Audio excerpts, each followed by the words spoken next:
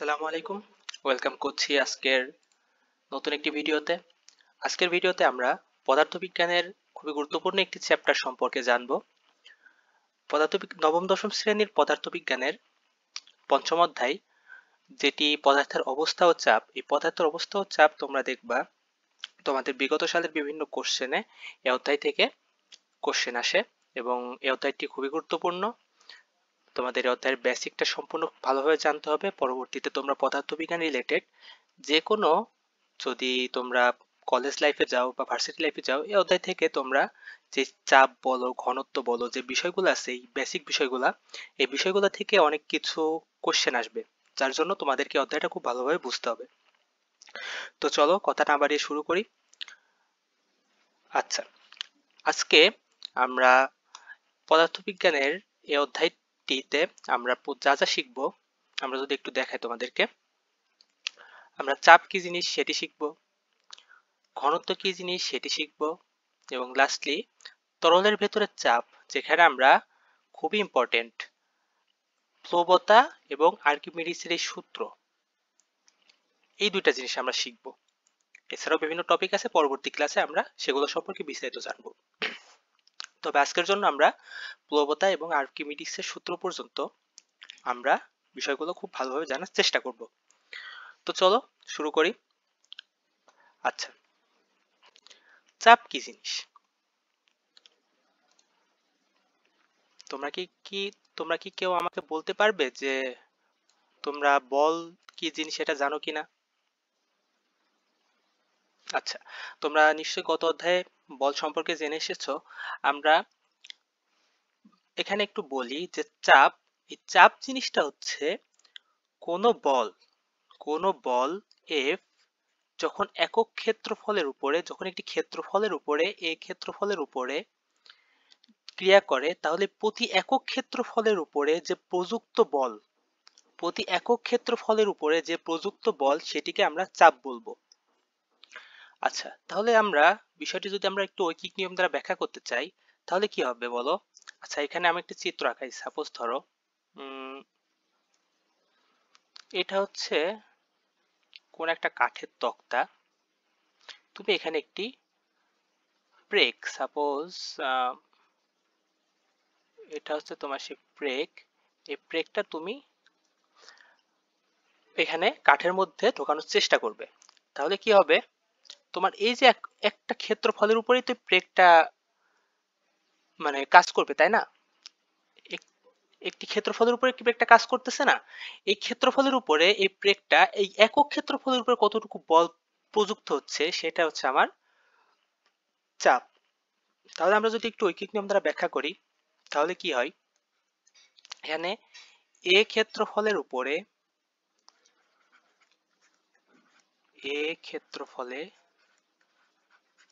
যে প্রযুক্ত বল, সেটা হচ্ছে এফ। তাহলে আমরা কি বলছি? একক ক্ষেত্রফলে কতটুকু বল প্রযুক্ত হচ্ছে, সেটাই তো আমার জানার বিষয়, তাই না? তাহলে আমার একক ক্ষেত্রফলে অথবা এক, এই ক্ষেত্রফলে আমার প্রযুক্ত বল কত হবে? এফ বাই এ, তাই না? খুবই সহজ। এই এফ বাই এ হচ্ছে আমার চাপ। ঠিক আছে, এই এফ বাই এ কে আমরা কি বলবো? চাপ। এই চাপকে বলা হয় প্রেসার। প্রেসারের পি, এই পি দ্বারা বলা হয় চাপকে প্রকাশ করা হয়। তাহলে আমরা পি সমান কি বলতে পারি? এফ বাই এ। খুব ইম্পর্টেন্ট, এই পি সমান এফ বাই এ। আচ্ছা, এখানে পিটা হচ্ছে আমার চাপ, এফ হচ্ছে ফোর্স প্রযুক্ত বল, একে আমরা বলবো এরিয়া, এটা হচ্ছে ক্ষেত্রফল। ঠিক আছে? আচ্ছা, একটু তাহলে আরেকবার একটু খেয়াল করো যে তোমরা যখন সাপোজ রাস্তায় হাঁটতেছো, সাপোজ ধরো যে তোমরা কোনো কাদা পানিতে গেলা, কাদা পানিতে গেলে কি হবে? তোমাদের যেই প্রযুক্ত, তোমাদের শরীরের তো একটা ওজন আছে, এই ওজনটাই তো এক ধরনের বল, তাই না? এই বল যখন তোমরা ওই এক মানে কাদা পানিতে যখন তুমি যাবা, তাহলে তোমরা এখানে অনেকে কি করো যে তোমার পা নিচে একদম চলে যায় কাদার মধ্যে। ঠিক আছে, তোমার পা একদম নিচে চলে যাবে। এইটা হয় তোমার এই যে চাপ, তুমি এই ক্ষেত্রে মানে এই কতটুকু অংশের উপরে তুমি চাপ প্রয়োগ হচ্ছে, বল প্রয়োগ হচ্ছে, সেটার উপর ডিপেন্ড করে আমার চাপ। যার মানে চাপ যত বেশি হবে, তত আমার এইখানে তুমি যত ভেতরে ঢুকে যাবা। এখন দেখো তুমি যদি সাপোজ ধরো যে তুমি ধরো যে একটা কাঠের তক্তা, এখানে একটা কাঠের তক্তা আর তার উপরে তুমি দাঁড়িয়ে আছো, ঠিক আছে? এটা সাপোজ তুমি, ঠিক আছে?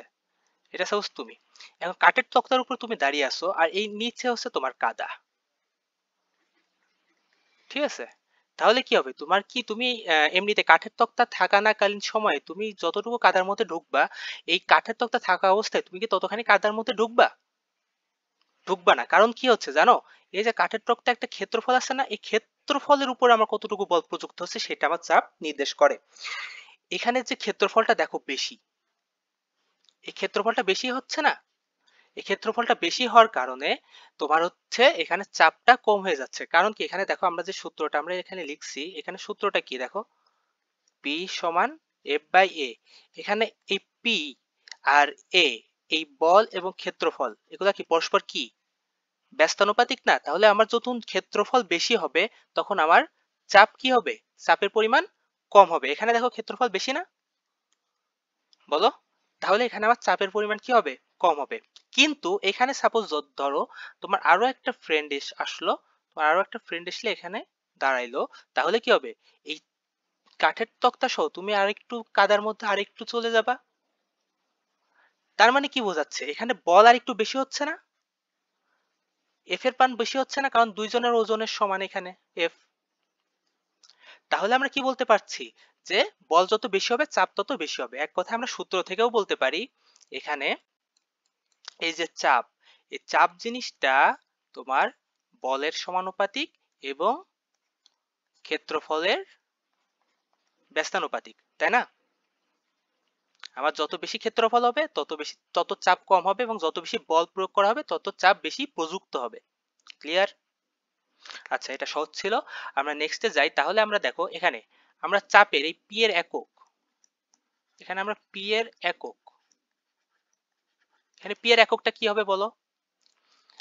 এফ এর একক কি, মানে ফোর্সের একক কি বলো? বলের একক নিউটন, এফ বাই এই তো, তাই না? আর ক্ষেত্রফলের একক কি বলো? Meter square. তাহলে আমরা এটাকে কি বলতে পারি, নিউটন পার মিটার স্কোয়ার। এটাকে আরেক নামে কি বলা হয় জানো? এটাকে বলা হয় প্যাসকেল। ঠিক আছে, বিজ্ঞানী প্যাসকেলের নাম অনুসারে এই এককটা করা হয়েছে, এটাকে বলা হয় প্যাসকেল। ওকে, তাহলে আমরা একক জানলাম। এখন একটা ইম্পর্টেন্ট বিষয় তোমার মাঝে মধ্যে টিকে আসে, সেটা হচ্ছে চাপের মাত্রা কি। আচ্ছা, মাত্রা আমরা কিভাবে প্রকাশ করি বলতো? উভয় পাশে থার্ড ব্র্যাকেট। আচ্ছা, চাপের মাত্রা কি হবে? আচ্ছা বলো তো, ফোর্সের মাত্রা কি, বলের মাত্রা কি? বল সমান কি বলতো? ভর গুণ ত্বরণ। এখানে আমরা কি বলতে পারতাম, ভর কি এম, আর ত্বরণের মাত্রা কি ছিল, এল টি ইনভার্স 2 ডিভাইডেড বাই ক্ষেত্রফলের মাত্রা কি, এল স্কোয়ার। কারণ দৈর্ঘ্য গুণ প্রস্থ, দৈর্ঘ্যের মাত্রাও এল, প্রস্থের মাত্রাও এল, লেন্থ, এখান থেকে হয় এল স্কোয়ার। আর আমরা এটা হচ্ছে কিসের মাত্রা বলো? বলের মাত্রা। তাহলে আমরা এটা থেকে আমরা কি পাই জানো? দেখো এল আছে এখানে, এল এর পাওয়ার 1, এখানে এল এর পাওয়ার 2। তাহলে আমরা এটাকে একবারে লিখতে পারি বীজগণিতের নিয়ম অনুসারে এম এল ইনভার্স 1, তারপরে বলো, বলো টি ইনভার্স, বলো 2। গুড। আচ্ছা, একটা কথা মনে রাখবে, চাপ হচ্ছে স্কেলার রাশি। ঠিক আছে, এটা একটু লিখে নাও। চাপ একটি স্কেলার রাশি। ঠিক আছে, এটা সবসময় মাথায় রাখবে। চাপ একটি স্কেলার রাশি মানে কি, এর কোনো দিক নাই, এটি শুধু মান দ্বারাই প্রকাশ করা যায়। ওকে, আমরা তাহলে পরবর্তী বিষয়টাতে যাই।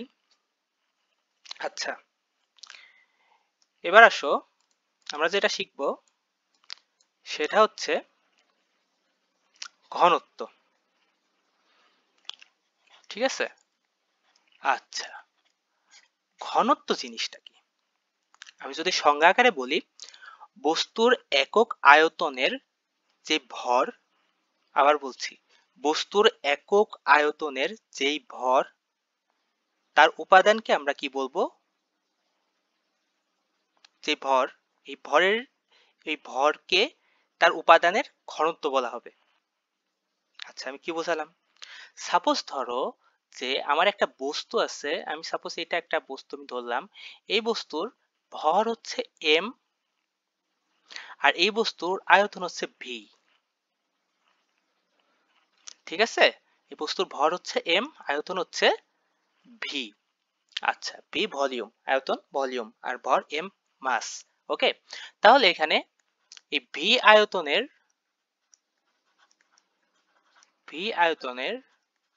এই বস্তুটির ভর কত? v আয়তনের বস্তুর ভর, এখানে বস্তুর ভর কত? m গ্রাম, অথবা m, সরি আমরা গ্রাম না বলি, এটা আমরা পরবর্তীতে কোন একটা একক দিব। আপাতত এটা হচ্ছে ভর হচ্ছে কত, v আয়তনের বস্তুর ভর হচ্ছে m। তাহলে আমরা একক আয়তনের বস্তুর ভর কত? একক আয়তনের বস্তুর ভর কত বলো? m by v। দেখো আমাদের ঘনত্ব চলে এসেছে, কারণ আমরা ঘনত্বের সংজ্ঞা অনুসারে কি জানি, একক আয়তনের ভরকে তার উপাদানের ঘনত্ব বলা হয়। মানে একক আয়তনের যে ভর সেটা হচ্ছে আমার ঘনত্ব। আমার একক আয়তনের ভর, আমার বস্তুর ভরটি পেয়ে গেলাম, তাহলে এটাকে আমরা কি বলবো, ঘনত্ব। আচ্ছা, এই ঘনত্বকে কি দ্বারা প্রকাশ করা হয় জানো? রো। ঠিক আছে, ঘনত্বকে প্রকাশ করা হয় রো, অনেকটা পি এর মতো দেখতে, বাট পি হবে না, এখানে একটু মোটা করে দিবা। এটাকে বলা হয় হচ্ছে রো। এই রো সমান আমরা তাহলে কি বলতে পারি, এম বাই ভি, বা ভর বাই আয়তন। এটা হচ্ছে আমরা এটা হচ্ছে আমার ঘনত্ব, এটা হচ্ছে ঘনত্বের সূত্র। আচ্ছা, এবার একটু কল্পনা করো তো, আমরা যদি সমান আয়তনের এক টুকরো লোহা, আবার বলছি সমান আয়তনের এক টুকরো লোহা, ঠিক আছে, আর আবার এক টুকরো কাঠ, সমান আয়তনের এক টুকরো লোহা আবার এক টুকরো কাঠ, এই কাঠকে যদি আমরা পানিতে ছেড়ে দিই, তাহলে কি দেখবা, এটা সাপোজ সেই লোহা, এটা হচ্ছে আমার কাঠ। আচ্ছা, এটা যদি পানিতে ছেড়ে দিই তাহলে কি হবে বলো তো?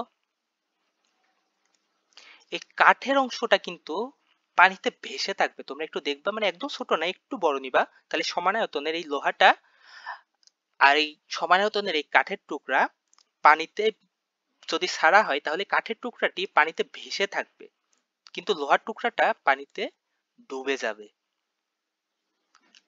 ঠিক আছে, এর কারণটা কি? কারণটা কি জানো? কারণ এই লোহার যে এই আয়তন না, এই লোহার এই এতটুকু আয়তনের মধ্যে যতটুকু পরিমাণ ভর আছে, কাঠের ওই সেম আয়তনের মধ্যেই তত পরিমাণ ভর নেই, ভর আরো কম আছে। এখানে লোহার ওই একক আয়তনের ভরটা বেশি বিধায় লোহাটি পানিতে ডুবে যাবে, কিন্তু কাঠের ওই ভরটা, একক আয়তনের ভর কম বিধায় কাঠটি পানিতে ভেসে থাকবে। ঠিক আছে, আচ্ছা, এটা আমরা এই সূত্র দিয়েও প্রমাণ করতে পারি। দেখো, এই যে রো, এই ঘনত্ব, ঘনত্ব জিনিসটা ভরের কি, রো জিনিসটা ভরের কি, সমানুপাতিক, আর রো জিনিসটা আয়তনের ব্যস্তানুপাতিক। বুঝতে পেরেছো? তাহলে আমার যত বেশি ভর হবে তত বেশি আমার ঘনত্ব হবে ওই বস্তুটির, আর যত কম আয়তন হবে তত বেশি পরিমাণ ঘনত্ব হবে। ক্লিয়ার আমার কথা? আচ্ছা, এটা একটু মাথায় রাখো। আচ্ছা, এখন এই ঘনত্বের একক কি? ঘনত্বের একক খুবই সহজ, দেখো এখানে ভর, এই এম, এই ভরের একক কি বলো? কেজি। আর আয়তনের একক কি বলো? Metre cube. তাহলে আমরা ভরের ঘনত্বের এককে আমরা কি বলতে পারি? KG per metre cube. Okay, আচ্ছা, এটাকে তোমরা এই সেম জিনিসটাই আরেকভাবে লিখতে পারো, সেটা হচ্ছে গ্রাম পার সেন্টিমিটার কিউব। ওকে, এটা একটু জানার জন্য জেনে রাখো, এই দুইটাই সেম। বুঝতে পেরেছো আমার কথা? ওকে, এবার আসো মাত্রা। এই ঘনত্বের মাত্রাটা কি হবে তাহলে বলো? ভরের মাত্রা কি? এম। আর আয়তনের মাত্রা এল কিউব। তাহলে আমরা সহজে লিখতে পারি ঘনত্বের মাত্রা এম এল ইনভার্স 3। ওকে, এটা টিকের জন্য অনেক ইম্পর্টেন্ট।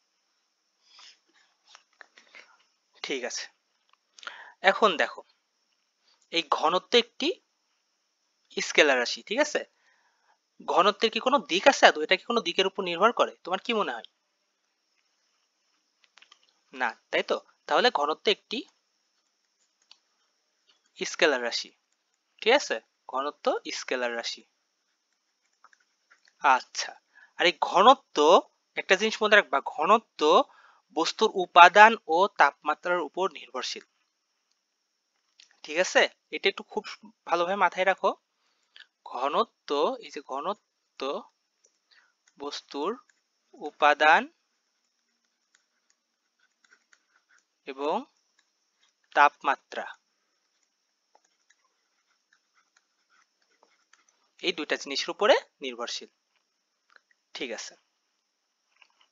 আচ্ছা, আমরা বিভিন্ন পদার্থের আমরা ঘনত্ব একটু জেনে রাখতে পারি। আমরা কয়েকটা আমরা বলে দিই, তোমরা একটু মুখস্থ করবে। দেখো বাতাসের ঘনত্ব, দেখো বাতাসের ঘনত্ব 0.00127। পানির ঘনত্ব দেখো, এটা খুবই ইম্পর্টেন্ট। পানির ঘনত্ব 1, ঠিক আছে? এটা হচ্ছে প্রত্যেকটার একক KG metre per cube. Okay, আচ্ছা, পারদের ঘনত্ব হচ্ছে 13.60।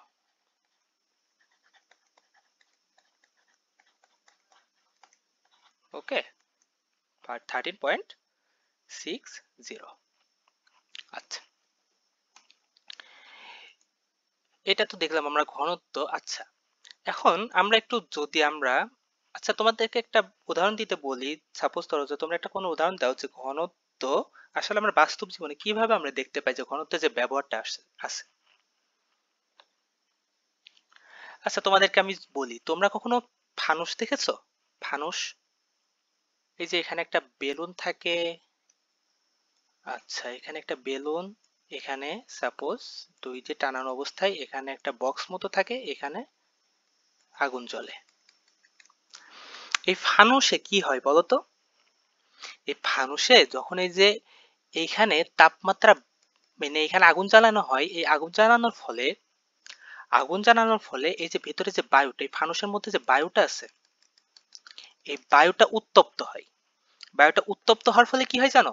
আমরা এর আগে কি বলেছি, বস্তুর উপাদান এবং তাপমাত্রার উপরে ঘনত্ব নির্ভরশীল। এখন এই বায়ুটা যখন উত্তপ্ত হয়, তখন এই যে এর মধ্যে যে ঘনত্বটা আছে, এই ঘনত্বটা কমে যায়। বুঝতে পেরেছো? যখন এই ঘনত্বটা কমে যায়, তখন এই ঘনত্বটা কমার ফলে আশেপাশের বাতাসের তুলনায়, যেহেতু এই ফানুসের মধ্যে ঘনত্ব কম, সেহেতু এই ফানুস অটোমেটিক্যালি উপরে উঠতে থাকে। বুঝেছো আমার কথা? তখন এই ফানুসটা কি হয় জানো? অটোমেটিক্যালি উপরে উঠতে থাকে, যেহেতু এর মধ্যে ঘনত্বটা কমে যায়। আচ্ছা, আবার দেখো একটা ভালো ডিম, ঠিক আছে, একটা ভালো ডিম আর একটা পচা ডিম, এর মধ্যে পার্থক্য তুমি নির্ণয় করতে পারো যে বাইরে থেকে দেখে? আচ্ছা, তোমাদেরকে একটা উপায় বলে দিই। পচা ডিম হবে, এই পচা ডিম পানিতে ভাসবে, ঠিক আছে? এই পচা ডিম পানিতে ভাসবে, কিন্তু যে ভালো ডিমটা আছে, এই ভালো ডিমটা পানিতে ডুবে যাবে। এর কারণ কি জানো? এই যে পচা ডিমের মধ্যে যখন পচনটা শুরু হয়, তখন ভিতরে যে কঠিন পদার্থটা থাকে, এই কঠিন পদার্থ গ্যাসে রূপান্তর হয়ে যায়। ঠিক আছে, কঠিন পদার্থ গ্যাসে রূপান্তর হয়ে যাওয়ার পরে তখন এই গ্যাসটা ধীরে ধীরে এই খোসা ভেদ করে বাইরে চলে যায়। ঠিক আছে, এই খোসা ভেদ করে যখন বাইরে চলে যায় তারপরে কি হয় জানো, এই বস্তুটার এই যে ভর, বস্তুটার কি ভর, ভরটা কি হয় কমে যায়। আর আমরা কি জানি ঘনত্ব সমান ভর বাই আয়তন। আর ভর যখন কমে তাহলে কি হবে আমার ঘনত্বও কমবে। তাহলে ঘনত্ব কমবে, তাহলে ঘনত্বটা যখন কমে যায় তখন ঘনত্বটা কমার ফলে তখন এই বস্তুটি পানিতে ভাসে, কিন্তু একটা ভালো ডিম পানিতে ডুবে যাবে। ক্লিয়ার? সেম এই জিনিসটা ফানুসের ক্ষেত্রেও, যে ভিতরে যখন বায়ুটা অপসারিত হয়ে যাচ্ছে তাপমাত্রা বাড়ার ফলে, আগুন উত্তপ্ত হওয়ার কারণে, তার ফলে ভিতরে ভরটা কমে যাচ্ছে, যার দরুন আমার এই বেলুনের মধ্যে ঘনত্বটা কমে যাচ্ছে, যার দরুন অটোমেটিক্যালি এই ফানুসটা উপরে উঠতে থাকবে। ওকে, আমরা ঘনত্ব সম্পর্কে অনেক কথাবার্তা বললাম, আশা করি তোমাদের ঘনত্ব সম্পর্কে সকল কনফিউশন ক্লিয়ার। আচ্ছা, এবার আসো খুবই গুরুত্বপূর্ণ একটি টপিক, খুবই গুরুত্বপূর্ণ একটি টপিক, পরীক্ষায় আসার সম্ভাবনা 99%। ঠিক আছে, তরলের ভেতর চাপ। ঠিক আছে, তরলের ভেতরে চাপ। আচ্ছা, তরলের ভেতরে চাপ বিষয়টা কি? তরলের ভেতরে চাপ বলতে সাপোজ ধরো যে এই তুমি একটা পাত্রে একটু পানি নিলা, ঠিক আছে, তুমি একটা পাত্রে পানি নিলা, ঠিক আছে, এই পানি নিলে, পানি নেওয়ার পরে তুমি কি করলা, এখানে সাপোজ সাপোজ তুমি যে কোনো একটা বস্তু, সাপোজ তুমি ধরো যে মুদ্রার কয়েন, একটা মুদ্রার কয়েন তুমি এখানে পানিতে ফেলে দিলা। ঠিক আছে, এই মুদ্রার কয়েন তুমি যখন এই পানিতে ফেললা তখন কি হবে জানো, এই মুদ্রার কয়েনের উপরে পানি একটা চাপ প্রয়োগ করবে। ঠিক আছে, কারণ এই মুদ্রার কয়েনটা যেহেতু পানির মধ্যে আছে, তখন এই মুদ্রার কয়েনের উপরে থেকে উপরে কিছু পানি আছে না, নিচেও কিছু পানি আছে, এই পানিটা এই কয়েনের উপরে চাপ প্রয়োগ করবে। ঠিক আছে, এই পানিটা কয়েনের উপর চাপ প্রয়োগ করবে, এইটাই হচ্ছে আমার তরলের মধ্যে চাপ। এই তরল পদার্থ ভিতরে যখন আমি কোনো তরল পদার্থের মধ্যে কোনো বস্তু রাখবো, এই বস্তুটার উপরে তরল পদার্থ প্রতি একক বিন্দুতে যে পরিমাণ বল প্রয়োগ করে সেটাই হচ্ছে আমার তরলের মধ্যে এই চাপ। আচ্ছা, এই তরলের ভেতরে যে চাপটা, এই চাপটা আমরা এখন নির্ণয় করার চেষ্টা করব যে আসলে তরল পদার্থ কিভাবে কতটুকু পরিমাণে কোনো বস্তুর উপরে চাপ প্রয়োগ করে। আচ্ছা, এখানে তোমাদের বইতে একটা প্রমাণ দেওয়া আছে, আমরা একটু প্রমাণটা করার চেষ্টা করি। সাপোজ ধরো যে এটা হচ্ছে আমার তরলের সেই পৃষ্ঠ, ঠিক আছে, এই পর্যন্ত পানি আছে, ঠিক আছে, এগুলো সবই পানি। আচ্ছা, এই তরলের পৃষ্ঠে পানি আছে, এখন এই মুদ্রাটি আমি এই পানির মধ্যে ফেলে রাখলাম, ঠিক আছে, এখন এই মুদ্রাটি এই তরলের পৃষ্ঠ হতে, দেখো খুব ভালোভাবে বুঝো, এই তরলের পৃষ্ঠ হতে সাপোজ 8 মিটার উচ্চতায় আছে, মানে 8 মিটার গভীরতায় পানিতে আছে। এটা হচ্ছে আমার সাপোজ ধরো এটা হচ্ছে আমার এইচ, ঠিক আছে, এইচ গভীরতায় এই মুদ্রাটি তরলের একদম উপর পৃষ্ঠ থেকে এইচ গভীরতায় তরল মুদ্রাটি আছে তরলের মধ্যে। আচ্ছা, এই যে আমার যে মুদ্রাটি আমি পানির মধ্যে রাখলাম, এর ক্ষেত্রফল সাপোজ এ, আমরা এ ধরে নিলাম, ঠিক আছে, এর ক্ষেত্রফল হচ্ছে এ। আচ্ছা, এখন এই তরলের ঘনত্ব সাপোজ রো, ঠিক আছে, আর অভিকর্ষ ত্বরণ আমি জি ধরে নিলাম, অভিকর্ষ ত্বরণ জি, যার দরুন বস্তুটি নিচে নামছে। ওকে, তাহলে দেখো, এই যে আমি যদি বলি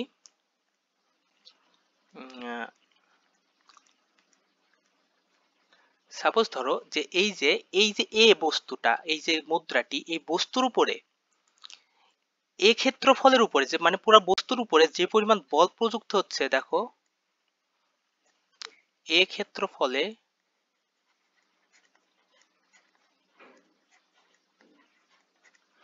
এ ক্ষেত্রফলে প্রযুক্ত বল,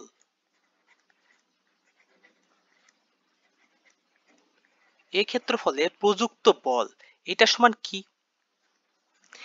এই যে ক্ষেত্রফলটা দেখো, আমার যে বস্তুটা আছে, এই যে বস্তুটার উপরে আমার যে কতটুকু বল প্রয়োগ হচ্ছে, তার মানে কি এক্স্যাক্টলি এখানে যে তরলের যে ওজনটা আছে না, এই যে এটার উপরে যে তরলের যে ওজনটা আছে না, এখানে তো একটা তরল একটা পরিমাণ আছে, মানে একটা সাপোজ ধরো যে এখানে তুমি বসে আছো, তরল নাই, এটা তুমি মুদ্রার উপর বসে আছো, তাহলে কি মুদ্রার উপরে একটা বল প্রয়োগ হচ্ছে না, তোমার ওজনটা যাচ্ছে না, ঠিক তেমনি এখানে তরলের ওজনটা এখানে যাচ্ছে না।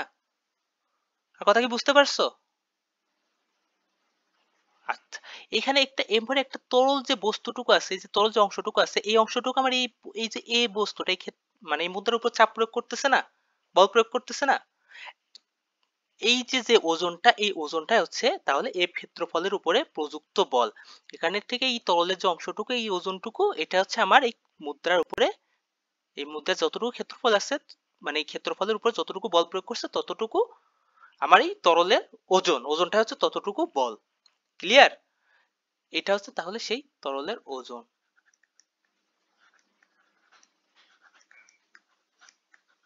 না বুঝতে পারলে তোমরা আমাকে অবশ্যই কমেন্ট সেকশনে জানাবে। আচ্ছা, তাহলে আমরা এই ক্ষেত্রফলে যে প্রযুক্ত বল, এটাকে আমরা বলবো এফ। আচ্ছা, আর এই তরলের ওজনটা কি হবে বলো?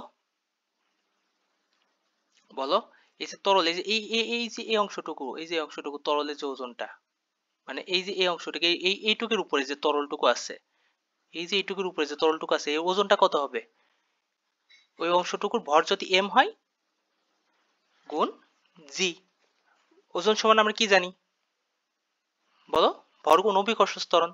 ভর হচ্ছে আমার এম, ওইটুকু অংশের ভর আমি এম ধরে নিলাম, আর এটা হচ্ছে আমার জি। আচ্ছা, বা আমরা এফ সমান কি লিখতে পারি? এম সমান, দেখো এখানে আমরা এম সমান কি লিখতে পারি, দেখো আমরা কি জানি, ঘনত্ব সমান কি, ভর বাই আয়তন। তাহলে ভর সমান কি লিখতে পারি আমরা? ঘনত্ব গুণ আয়তন। ক্লিয়ার? গুড। তাহলে আমরা যে এখানে একটা আয়তনের একটা তরল আছে না, এই আয়তনের এই তরলটুকুই আমার হচ্ছে এখানে যে ওজনটা হচ্ছে ওই অতটুকু পরিমাণ তরল। তাহলে আমরা এই ভরের জায়গায় আমরা কি লিখতে পারি, ওই অতটুকু পরিমাণে যে আয়তনটা আছে, ওই আয়তন গুণ ওই তরলের ঘনত্ব। তাহলে আমি বলি ঘনত্ব গুণ আয়তন গুণ সাথে কি ছিল, জি। ক্লিয়ার আমার কথা? আশা করি ক্লিয়ার। আচ্ছা, তারপরে দেখো আমরা কি লিখতে পারি, এফ সমান আমরা কি লিখতে পারি, এই যে ভি, এই যে আয়তন। আচ্ছা, আয়তন সমান কি বলতো? এমনিতে আমরা আয়তন সমান কি জানি? হুম, বলো। দৈর্ঘ্য গুণ প্রস্থ গুণ উচ্চতা। আচ্ছা, এই দৈর্ঘ্য গুণ প্রস্থ সমান কি? ক্ষেত্রফল। ক্ষেত্রফল গুণ উচ্চতা। তাহলে আমরা আয়তন সমান কি লিখতে পারি বলো? ক্ষেত্রফল গুণ উচ্চতা। তাহলে আমরা এই যে ভি, এই যে ভি এর জায়গায় আমরা কি লিখবো? এখানে আমরা ভি এর জায়গায় কি লিখতে পারি বলো? ক্ষেত্রফল গুণ উচ্চতা হচ্ছে আমার এইচ। এখানে যে এই যে আয়তনটুকু ছিল, এই যে আয়তনের যে তরলটুকু ছিল এখানে, এই এর উচ্চতা কতটুকু ছিল, এইচ। আর আমার ক্ষেত্রফল কতটুকু, পানি যেহেতু এই মুদ্রার উপরে যতটুকু বল প্রয়োগ করা হচ্ছে ততটুকু আমরা হিসাব করতেছি। তাহলে আমরা এই মুদ্রার উপরে এই ক্ষেত্রফল কতটুকু পানি ছিল, এই পানির ক্ষেত্রফল কতটুকু ছিল, এ। তাহলে এ গুণ উচ্চতা এইচ, এখানে আমার বাকি থাকে কি কি, রো ইন্টু জি। ক্লিয়ার? তাহলে আমরা এই যে মুদ্রার উপরে দেখো আমরা একটু একটা জিনিস পেয়ে গেলাম, এই যে মুদ্রার উপরে কতটুকু বা এই বস্তুটির উপরে কতটুকু বল প্রয়োগ করা হচ্ছে তরল কর্তৃক, সেটা কিন্তু আমরা বের করে ফেলেছি। এই এফ সমান এ এইচ রো জি, এটা ইম্পর্টেন্ট। ঠিক আছে? আচ্ছা, এখন তাহলে আসো আমরা চাপ সমান কি বলতে পারি? এখানে যে আমার তরল পদার্থ আমার বস্তুর উপর কতটুকু বল প্রয়োগ করতেছে সেটা আমরা বুঝলাম, ঠিক আছে, খুবই ভালো। তাহলে আমার ওই মুদ্রার উপরে কতটুকু চাপ প্রয়োগ করছে সেটা আমরা কিভাবে বের করব? আমরা কি জানি? চাপ সমান পি সমান এফ বাই এ, তাই না? বল বাই ক্ষেত্রফল। তাহলে আমরা বল এখানে কতটুকু পেলাম, কতটুকু বল প্রয়োগ করছে সেটা আমরা পেলাম না? সেটাকে আমরা কি বলতেছি? A H rho g by A. এখানে এ আর এ কাটা চলে যাচ্ছে, তাহলে আমরা ইজিলি বলতে পারতেছি পি সমান এইচ রো জি। তাহলে আমার তরল পদার্থ এই বস্তুটির উপর কতটুকু চাপ প্রয়োগ করতেছে বলো? এইচ রো জি। বুঝতে পারছো আমার কথা? আমার কথা কি বুঝতে পারছো? তাহলে দেখো, এই দেখো আমরা কিন্তু প্রমাণ করে ফেলছি, যে প্রমাণ বলতে আমরা কিন্তু দেখিয়ে ফেললাম যে তরল পদার্থ কর্তৃক কোনো বস্তুর উপরে কতটুকু চাপ প্রয়োগ করা হয় সেটাকে আমরা কি বলবো? সেটাকে আমরা কি বলবো? তাহলে আমি যদি এখানে একটু লিখি, তোমরাও লিখো আমার সাথে। তরল পদার্থ কর্তৃক প্রযুক্ত চাপ পি সমান এইচ রো জি। এখানে এইচটা হচ্ছে কত গভীরতায় আমার বস্তুটি আছে, রো হচ্ছে ওই তরলের ঘনত্ব, আর জি তো অভিকর্ষ ত্বরণ। ক্লিয়ার? এটা সবসময় মাথার মধ্যে একদম গেঁথে রাখো, খুবই ইম্পর্টেন্ট। ওকে, তাহলে আমরা কি বলতে পারছি? যে তরলের মধ্যে তাহলে কোনো বিন্দুতে যে চাপ, এটা নির্ভর করে তরলের ঘনত্ব, তরলের যে ঘনত্ব, তরলের মুক্ত তল হতে বিন্দুর গভীরতার উপরে, তাই না? এই যে আমরা যে এইটা কি ছিল? এই যে তরলের যে মুক্ত তল, এই যে মুক্ত তল মানে যে তলে উপরে আর কিছু নাই, পানি বাতাস ছাড়া, এই মুক্ত তল থেকে কতটুকু গভীরতায় আমার এই বস্তুটি ছিল সেটা কি ছিল আমার? এইচ।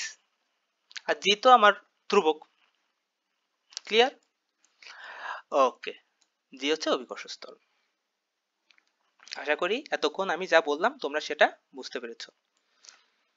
এবার আসো, এবার আসো ভাইয়া, আর্কিমিডিস সাহেব আমাদের মাঝে কিছু জিনিসপত্র রেখে গেছে। এই জিনিসপত্র রেখে যাওয়ার ফলে, আবার বলি, এই জিনিসপত্র বা এই যে প্রমাণটা রেখে গেছে এইটার ফলে আমরা জাহাজে, নৌকায়, বা বড় বড় জাহাজ বলো, বা নদীতে আমরা মাছ ধরার ট্রলার বলো, এই প্রত্যেকটা জিনিস আর্কিমিডিসের সূত্রের উপর নির্ভরশীল। আজকে তোমরা বড় বড় যে জাহাজগুলো দেখো না, সমুদ্রের মাঝে চলাচল করছে মাছ ধরার জন্য, বা যাত্রীবাহী অথবা পণ্যবাহী, এই প্রত্যেকটা জাহাজ আর্কিমিডিসের সূত্রর উপর নির্ভর করে বানানো। এবং তোমরা যদি পরবর্তীতে কখনো Naval architecture and marine engineering এই সাবজেক্টটাতে পড়ো, তাহলে দেখবা আর্কিমিডিস সাহেবের এই কথাগুলা কতটা ইম্পর্টেন্ট এবং তোমার লাইফে তোমার পড়ার ক্ষেত্রে কি পরিমাণ কাজে লাগছে। ঠিক আছে? আচ্ছা, তাহলে আমরা আর্কিমিডিস সাহেবের এই সূত্রটাতে একটু যাওয়ার আগে আমরা দুইটা বিষয় একটু জেনে নিই।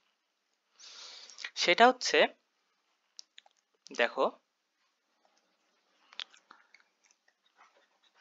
প্রবাহী, এই প্রবাহী কি জিনিস বলো তো? সিম্পল কথা, যে পদার্থ প্রবাহিত হতে পারে বা নিজে নিজে প্রবাহিত হয় সেটা হচ্ছে প্রবাহী। এটা হচ্ছে তরল পদার্থ হতে পারে অথবা বায়বীয় পদার্থ হতে পারে। আচ্ছা, এবার আসো, প্লবতা কি জিনিস? খুবই ইম্পর্টেন্ট। প্লবতা কি জিনিস? আচ্ছা, প্লবতার সংজ্ঞাটা একটু তোমরা জেনে রাখো। সেটা হচ্ছে, আমি লিখছি, তোমরা আমার সাথে একটু লেখো। সেটা হচ্ছে, আমি যদি বলি প্লবতা, দুঃখিত,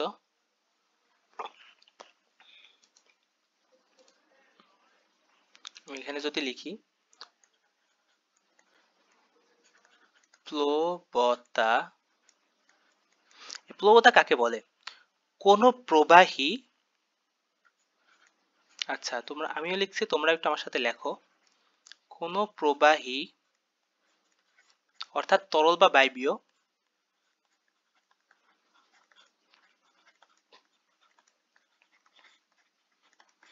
কোন প্রবাহী বলো সরি কোন প্রবাহী পদার্থে আংশিক বা সম্পূর্ণভাবে আচ্ছা আবার বলছি আমি কোন প্রবাহী যে পদার্থটা আছে এই পদার্থে আংশিক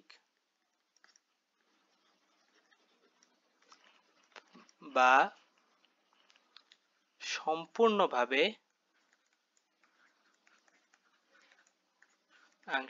সম্পূর্ণভাবে নিমজ্জিত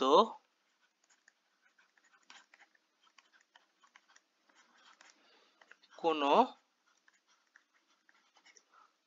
বস্তুর উপর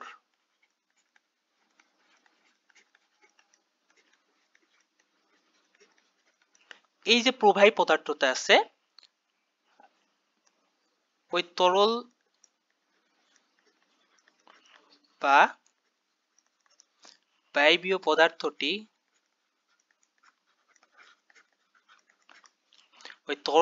পদার্থটি লম্বভাবে খুব ইম্পর্টেন্ট লম্বভাবে যে ঊর্ধ্বমুখী দেখো যে ঊর্ধ্বমুখী লব্ধি বল প্রয়োগ করে দুঃখিত ঊর্ধ্বমুখী লব্ধি বল প্রয়োগ করে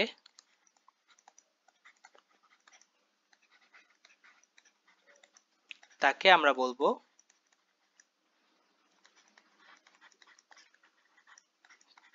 আমরা বলবো বা তাকে প্লবতা বলে এখানে আমরা কথাটা বাদ দিই তাকে প্লবতা বলে আচ্ছা এখানে কি বলা হলো আরেকবার একটু দেখো কোন প্রবাহী অর্থাৎ তরল বা বায়বীয় পদার্থে যে তরল বা বায়বীয় পদার্থে আংশিক বা সম্পূর্ণরূপে নিমজ্জিত কোনো বস্তুর উপরে তরল বা বায়বীয় পদার্থ লম্বভাবে যে ঊর্ধ্বমুখী যে বলটা প্রয়োগ করে তাকে আমরা বলবো প্লবতা আচ্ছা এখানে আমরা একটু উদাহরণের সাহায্যে আমরা একটু বোঝার চেষ্টা করি দেখো সাপোজ ধরো এটা একটা পাত্র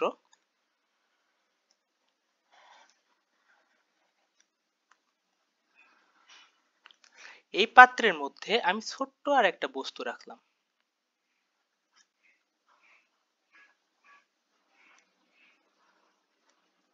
ঠিক আছে আচ্ছা আর পাত্রটি সাপোজ পাত্রটিতে পানি আছে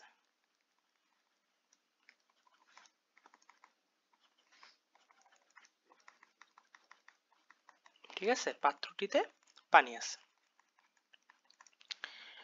তাহলে দেখো সাপোজ আমরা পাত্রটির আমরা যদি একটু নামকরণ করি আমরা নামকরণ করে দিই পাত্রটি সাপোজ আমি বললাম পি কিউ আর এস ওকে আচ্ছা এখন এই পাত্রটি সাপোজ পাত্রের যে উপরি অংশ আচ্ছা তাহলে তার আগে আমরা প্লবতা জিনিসটা আমরা একটু বলে নিই তোমাদেরকে এই প্লবতা যে জিনিসটা হচ্ছে তাহলে আমরা সংজ্ঞা অনুসারে কি বললাম যে এই যে বস্তুটার উপরে দেখো এই যে পানি কি করতেছে উপর থেকেও লম্বভাবে একটা বল প্রয়োগ করছে বাম দিক থেকেও একটা লম্বভাবে বল প্রয়োগ করছে নিচ থেকেও একটু লম্বভাবে বল প্রয়োগ করছে ডান দিক থেকে একটা লম্বভাবে বল প্রয়োগ করছে চারদিক থেকে কিন্তু এই বস্তুটার উপরে একটা বল প্রয়োগ করছে এই পানি তাই না এই যে বলটা প্রয়োগ করতেছে এইটাকে আমরা কি বলবো প্লবতা তাহলে প্লবতা কি এক ধরনের বল আচ্ছা দেখো এখন এই বস্তুটার উপরে তাহলে কি পরিমাণ বল প্রয়োগ করছে, এটা একটা থ্রিডি। এর আগে আমরা একটা উদাহরণের মাধ্যমে আমরা বস্তুটির মুদ্রার ক্ষেত্রে আমরা মানে তরলের যে চাপটা প্রয়োগ করে সেটা আমরা জেনেছিলাম। এখন আমরা এই প্লবতার মানটা আমরা এখন একটু বের করার চেষ্টা করব, যেখানে আসলে এই বস্তুটার উপরে কতটুকু বল প্রয়োগ করা হচ্ছে অ্যাকচুয়ালি। ঠিক আছে, এই থ্রিডি, এটা একটা থ্রিডি বস্তু যার দৈর্ঘ্য প্রস্থ উচ্চতা আছে। এই বস্তুটার উপরে এই পাত্রের মধ্যে যে পানিটা আছে, পানিটা অ্যাকচুয়ালি কতটুকু বল প্রয়োগ করছে ঊর্ধ্বমুখী, এবং মানে সেই প্লবতাটার মান আমরা বের করব। ওকে, তাহলে দেখো এই প্লবতার মান বের করার জন্য আমরা একটু কাজ করি। আমরা দেখো পানি সাপোজ এই পাত্রের উপর পর্যন্ত আছে, ঠিক আছে, পানির সারফেস পাত্রের একদম উপর পর্যন্ত, সারফেস যেই পর্যন্ত আমরা সেই পর্যন্ত উচ্চতা কাউন্ট করে করবো, এর আগে আমরা সেটা করে এসেছি। আচ্ছা, সাপোজ পানি এই পর্যন্ত আছে, এটা হচ্ছে তরলের মুক্ত তলের পৃষ্ঠ। আচ্ছা, এই ভিতর যে বস্তুটি রাখা হলো, বস্তুর উপরে যে তলটা, এই যে উপরিতল, এই উপরিতল থেকে তরলের মুক্ত পৃষ্ঠের যে দূরত্ব সেটা আমি সাপোজ ধরলাম h1, ঠিক আছে। আচ্ছা, এবং যে বস্তুটির যে নিম্নতল আছে, এই নিম্নতল থেকে এই দূরত্বটা আমি সাপোজ ধরলাম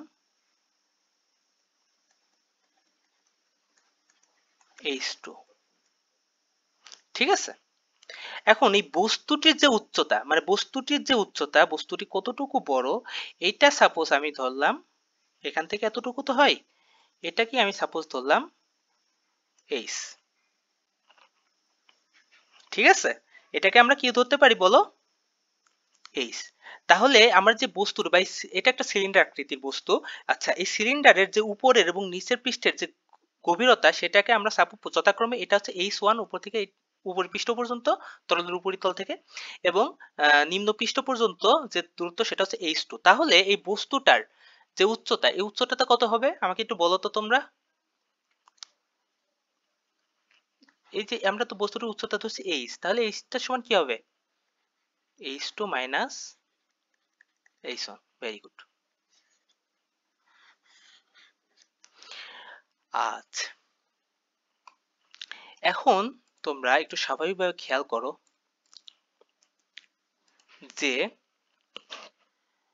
এই যে সিলিন্ডারের প্রতিটি বিন্দুতে যে তরল দ্বারা যে চাপটা অনুভব হচ্ছে, তরল দ্বারা একটা চাপ অনুভব হচ্ছে না, এখান থেকেও একটা ঊর্ধ্বমুখী একটা বল প্রয়োগ করবে, এখান থেকে ঊর্ধ্বমুখী বল প্রয়োগ করবে, এখান থেকে ঊর্ধ্বমুখী বল প্রয়োগ করবে, বলতে বলতে লম্বভাবে, মানে প্রত্যেকটা বস্তুর উপরে, মানে প্রতিটা পয়েন্টে, বস্তুর প্রতিটা পয়েন্টে এই পানি বা তরল পদার্থ একটা বল প্রয়োগ করতেছে, তাই না।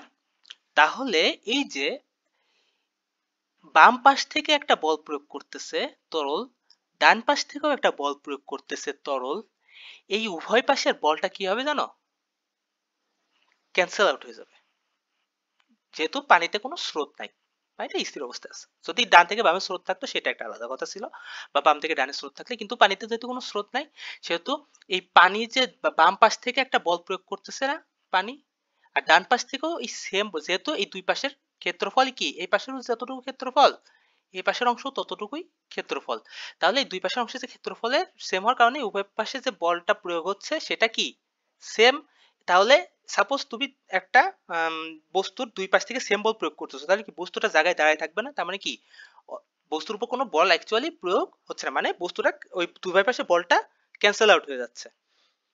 আচ্ছা, এটা সমান এবং বিপরীতমুখী হওয়ার কারণে দুই পাশের বলটা নাকচ হয়ে যাচ্ছে এক কথায়।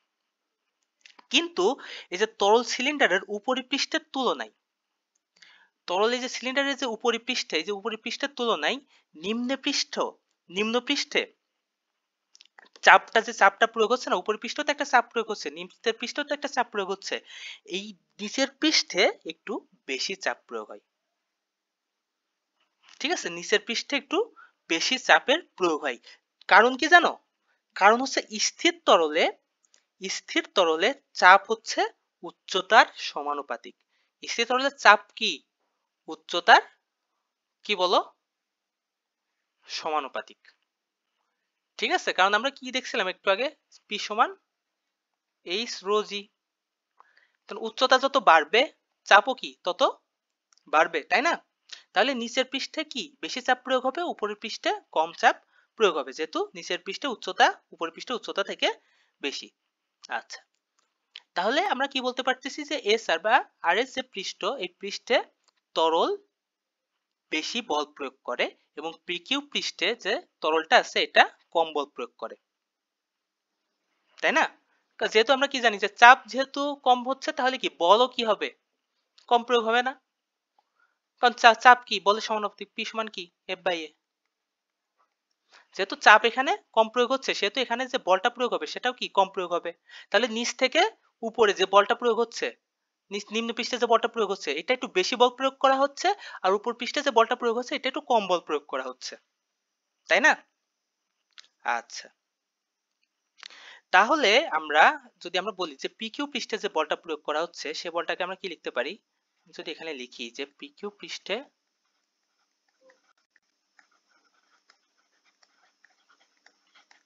প্রযুক্ত বল সমান, আমি সাপোজ এটা F1 ধরে নিই, F1, তাহলে আমরা কি বলতে পারি বলো, এই যে এইখানে আমরা একটা সূত্র আমরা দেখে আসছিলাম একটু আগে, দেখো এটা কি বলো তো, F সমান এ এইচ রো জি, যে বলটা প্রয়োগ হচ্ছে সেটা আমরা এখান থেকে কিন্তু বের করে আসছিলাম, তাই না? তাহলে আমরা এখানেও আমরা সেই সেই সেম কথাটা লিখতে পারি, এ এইচ রো জি, পিকিউ পৃষ্ঠের ক্ষেত্রফল এ। আচ্ছা, এখানে একটু বলে রাখি, পিকিউ পৃষ্ঠের ক্ষেত্রফল আর আর এস পৃষ্ঠের ক্ষেত্রফল কিন্তু সিলিন্ডারের ক্ষেত্রে সেম, তাহলে দুই ক্ষেত্রে আমরা এই রাখবো।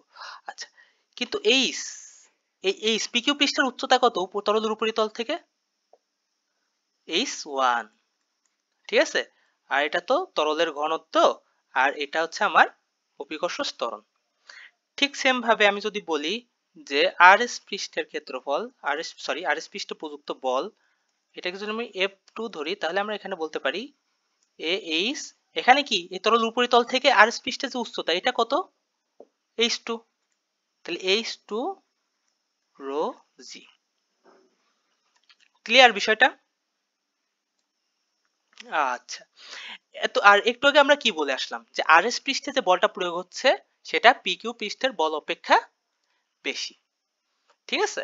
তাহলে সাপোজ ধরো যে তুমি একটা সাপোজ ধরো যে আমি যদি বলি যে এখানে একটা চাকা আছে, এখান থেকে তোমার একটা ফ্রেন্ড, তুমি সাপোজ বল প্রয়োগ করতেছো, তুমি একটা চিকনা মানুষ, দুর্বল, কিন্তু এখানে তোমার একটা জাম্বু ফ্রেন্ড খুব জোরে জোরে বল প্রয়োগ করতেছে, তাহলে কি আলটিমেটলি এটা কোন দিকে গড়াবে, এইদিকে গড়াবে না? যদি এটা 10 নিউটন বল প্রয়োগ করে আর তুমি যদি 5 নিউটন বল প্রয়োগ করো, তাহলে 10 নিউটন থেকে 5 নিউটন বল প্রয়োগ করার পরে, মানে বিয়োগ করার পরে, তারপরে যে বলটা আসবে সেটাই কি আমার এই চাকার উপরে অ্যাকচুয়ালি কত বল প্রয়োগ হচ্ছে সেটা, সেটা হচ্ছে 10 নিউটন থেকে 5 নিউটন বল বিয়োগ করলে 5 নিউটন, তাই না? আচ্ছা, এটা হচ্ছে আমার সেই লব্ধি বল। তাহলে আমি যদি বলি যে প্লবতা, তাহলে অ্যাকচুয়ালি আমার এই বস্তুটার উপরে, যে সিলিন্ডার বস্তুটা আছে বস্তুটার উপরে অ্যাকচুয়ালি আমার কতটুকু বল প্রয়োগ হচ্ছে সেটাই হচ্ছে আমার প্লবতা। তাহলে একবার আমরা প্লবতা সমান আমরা এখানে একটু লিখি, প্লবতা F সমান F2 মাইনাস F1, ঠিক আছে? কারণ নিচের পৃষ্ঠে বল বেশি প্রয়োগ হচ্ছে, উপরের পৃষ্ঠে বল কম প্রয়োগ হচ্ছে। তাহলে এখান থেকে আমরা দেখো খুব ইজিলি আমরা সবকিছু করে ফেলতে পারি, এ এইচ টু রো জি এটা হচ্ছে F2 minus A H one rho g, এটা হচ্ছে আমার F1, ঠিক আছে? তারপরে আমরা কি বলতে পারি, এখানে আমরা কত কত কমন যাই, a row G common, H2 minus H1। আচ্ছা, এখানে H2 মাইনাস H1 সমান কি বের করে আসছিলাম আমরা বলো তো, এই যে বস্তুটির অ্যাকচুয়াল উচ্চতা, তাহলে H2 মাইনাস H1 হচ্ছে আমার H, শুধু H, তাহলে আমরা একবার এখানে লিখে দিতে পারি কি এ এইচ রো জি, ঠিক আছে? আচ্ছা, এখন দেখো এই যে এ এইচ এটা মানে কি, ক্ষেত্রফল গুণ উচ্চতা, একটু আগে আমরা দেখে আসছিলাম ক্ষেত্রফল গুণ উচ্চতা মানে কি বলো, আয়তন, ঠিক আছে, তাহলে ভি রো জি। ঠিক আছে, এই ক্ষেত্রফল গুণ উচ্চতা, এটা হচ্ছে আমার কিসের আয়তন? তাহলে এই যে ক্ষেত্রফল কি ছিল, এই যে এ ছিল কি, যে এটার যে এই আর এস ক্ষেত্রফলের মানে আর এস এর উপরে যে পৃষ্ঠ, এই পৃষ্ঠে যে ক্ষেত্রফল এটা ছিল এ। ঠিক আছে, আর এই এইচটা ছিল কি, এই সিলিন্ডারের উচ্চতা। তাহলে আমার এ এইচ এটা মানে কি, এই সিলিন্ডারের আয়তন। তাহলে এই ভিটা মানে কি, অ্যাকচুয়ালি ওই বস্তুটার আয়তন, আর রোটা তরলের ঘনত্ব, আর জিটা অভিকর্ষ ত্বরণ। ক্লিয়ার বিষয়টা? বুঝতে পেরেছো আমার কথা? তাহলে আমরা এফ সমান কি লিখতে পারি, একবারে প্লবতা সমান ভি রো জি। ঠিক আছে, বুঝতে পেরেছো আমার কথা? আচ্ছা, এইটা হচ্ছে আমার সেই অ্যাকচুয়ালি প্লবতার যে মানটা।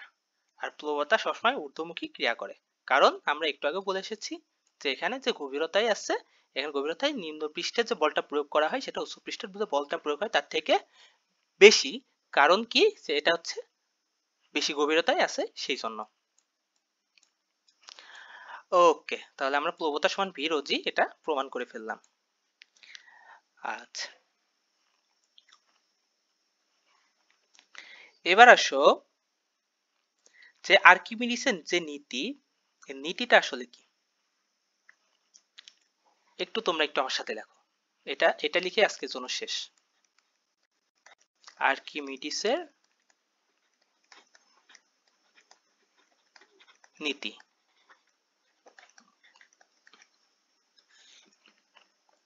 আর্কিমিডিসের নীতিটা হচ্ছে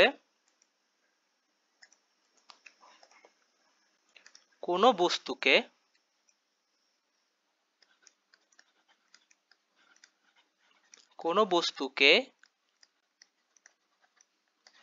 স্থির তরল বা বায়বীয় পদার্থে, কোনো বস্তুকে স্থির তরল বা বায়বীয় পদার্থে আংশিক বা সম্পূর্ণরূপে নিমজ্জিত করলে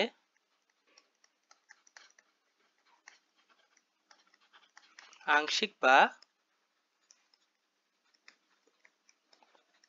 সম্পূর্ণরূপে নিমজ্জিত করলে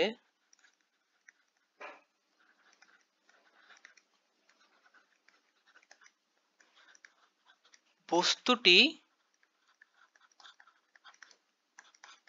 কিছুটা ওজন হারায় বলে মনে হয়।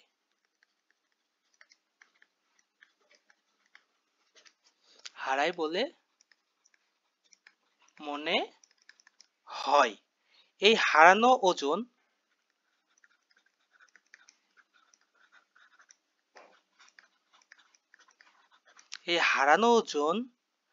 বস্তুটির দ্বারা অপসারিত তরল,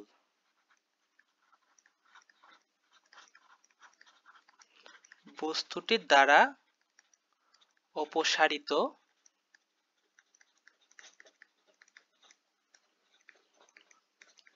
তরল বা বায়বীয় পদার্থের ওজনের সমান।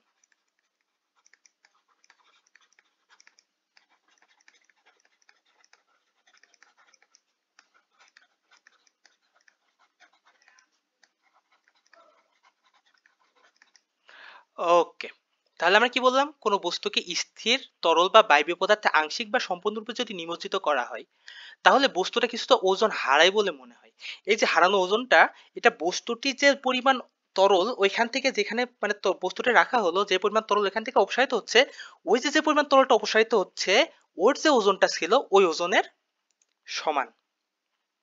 ঠিক আছে, তাহলে আমরা যদি একটু দেখি যে কোনো বস্তু যদি সাপোজ তুমি এখানে যে বস্তুটা তুমি, আমরা যদি এই আর্কিমিডিসের নীতিটা একটু খেয়াল করার চেষ্টা করি, এই যে এইখানে, এই যে এইখানে যে বস্তুটা তুমি রাখলা, তুমি দেখবা যে তুমি সাপোজ ধরো যে কোনো কাঠের টুকরা তুমি যদি পানিতে রাখো, সাপোজ এমনিতে ধরো, তো আমি যদি বলি তুমি একটু কল্পনা করো, তুমি সাপোজ কোনো কাঠের টুকরা একটু পানিতে রাখলা, তাহলে তোমার কাঠের টুকরা তোমার হাতে যে পরিমাণ ভারী মনে হচ্ছিল তুমি যখন পানিতে রাখলা, ঠিক আছে, তোমার অত পরিমাণ ভারী কিন্তু মনে হবে না।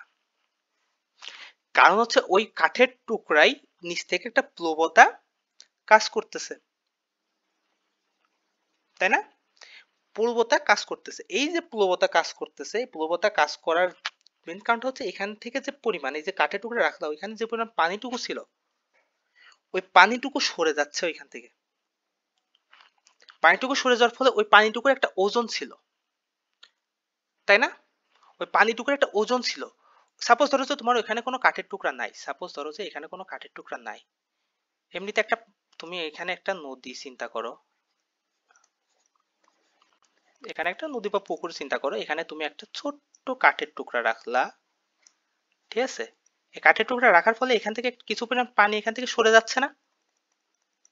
আচ্ছা সাপোজ ধরো এখানে প্রথমে প্রথমে কোনো কাঠের টুকরা রাখছিল না, এই কাঠের টুকরা যখন রাখছিল না তখনও তো ওই পরিমাণ পানি ওইখানে ছিল।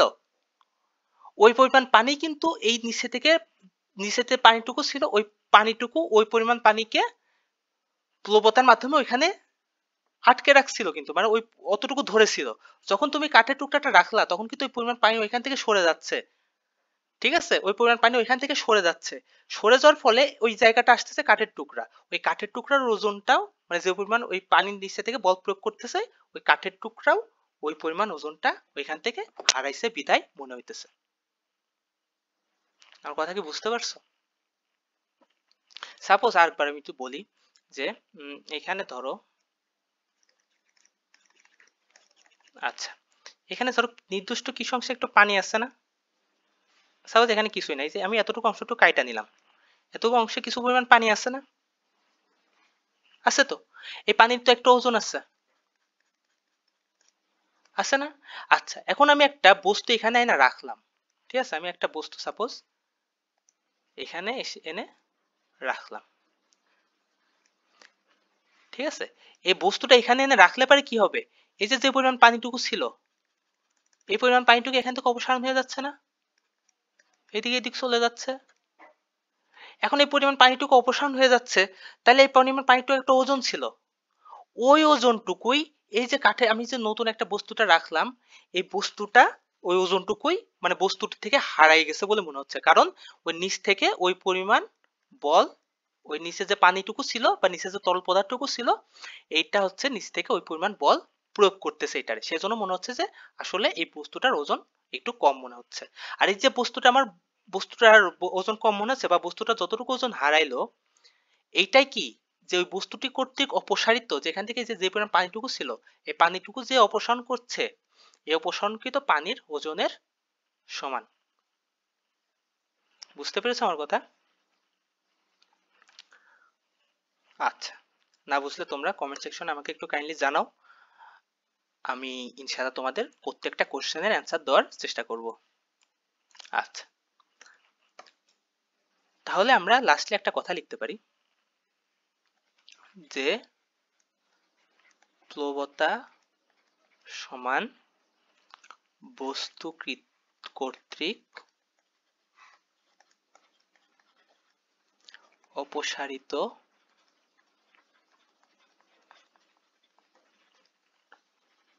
প্রবাহীর ওজন সমান বস্তুর হারানো ভর। এটা খুব ইম্পর্টেন্ট, এটা মনে রাখবা, ঠিক আছে? এটাই মূলত সেই আর্কিমিডিসের নীতি।